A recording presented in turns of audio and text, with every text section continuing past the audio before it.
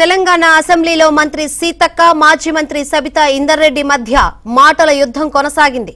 మీరు పార్టీలోకి తీసుకున్నప్పుడు ఏం చేశారని, ఇప్పుడు కాంగ్రెస్ లో చేరిన వారిపై అనర్హత వేటు వేయాలని ఫిర్యాదు చేస్తారా అని సీతక్క మండిపడ్డారు. దీంతో సబితా ఇంద్రారెడ్డి సభలో ఆవేదన వ్యక్తం చేశారు. తనను పదే పదే సభలో ఎందుకు టార్గెట్ చేస్తున్నారని సీఎంను సూటిగా ప్రశ్నించారు. సీఎంను అప్పట్లో తానే పార్టీలోకి రావాలని అన్నానని తెలిపారు. సీఎం గారికి ఒకరిద్దరు మహిళలు తెల్లారితే మీతోటి వస్తా తమ్ముడు అని చెప్పి ఏం చేసిరో వారు అనుభవించిర్రు. బాధ ఢిల్లీ దాకా నేను వస్తున్నా అని చెప్పి ఏం మోసం చేసిర్రో రాహుల్ గాంధీ గారి దగ్గర టైం తీసుకున్నాక ఆ బాధ అనుభవించిండు. కాబట్టి కేటీఆర్ గారికి సూచన చేయడం జరిగింది. కాబట్టి ఎవరి పేరు పెట్టలేదు. మీరు మొన్న గవర్నర్ దగ్గర పోయేటప్పుడు మీరు మెమోరాండం ఇచ్చేటప్పుడు మా పార్టీలో వచ్చినటువంటి వాళ్ళ మీద అనర్హత వేటు వేయండి అని ఇచ్చినప్పుడు ఎవరిచ్చారు? సబితమ్మతో ఇప్పించారు. మరి సబితమ్మ కాంగ్రెస్ నుంచి టీఆర్ఎస్ లో పోయినప్పుడు ఇచ్చినప్పుడు ఏం తెలియదు. ఒక్కొక్కరిని నువ్వు జైలు చేసుకున్నప్పుడు గొప్ప, మీరు జైలు చేసుకుంటే గొప్ప. ఏం తెలుసు నీ దురహంకారం బంద్ చేసుకో కేటీఆర్. ఏం తెలియదు. ఇప్పుడు కాంగ్రెస్ పార్టీలో 10 ఏళ్ళు మంత్రులు చేసిర్రు.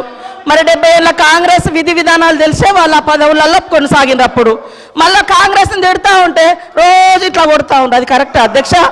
అది కరెక్టా? నేను అందుకనే మేమెప్పుడు కూడా ఒకటి కట్టుబడి ఉన్నాం అధ్యక్ష. మంచికి బాధ్యత మాదే, చెడుకు బాధ్యత మాదే అట్లున్నప్పుడు.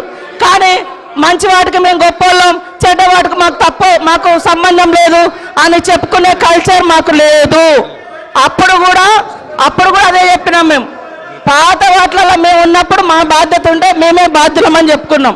గౌరవ ముఖ్యమంత్రి గారు ముఖ్యమంత్రి అయిన తర్వాత కేసీఆర్ ఇంటి మీద వాళ్ళ కాకినా ఇంటి మీద వాళ్ళతో కాల్ చేస్తాడు. ఎంతమంది ఉన్నారు అధ్యక్ష? ఇప్పుడు అక్కడ ఎందుకు చేర్చుకున్నారు అధ్యక్ష? గౌరవ ముఖ్యమంత్రి గారు ఎంజాయ్ చేస్తున్నారు. ఇప్పుడు మాట్లాడుతుంటే గుండె మీద చేసుకొని చెప్పాలి అధ్యక్ష. ముఖ్యమంత్రి గారు కూడా ఆ రోజు నేను అక్కగానే ఆశీర్వదించిన, ఆ రోజు పార్టీలోకి వస్తున్నప్పుడు ఒక అక్కగా ఆశీర్వదించిన, బాబు నువ్వు చాలా పెద్దగా ఎదుగుతావు, ఈ రాష్ట్రానికి ముఖ్యమంత్రి అవుతావు, రాయి పార్టీలకని ఆహ్వానించిన నేను.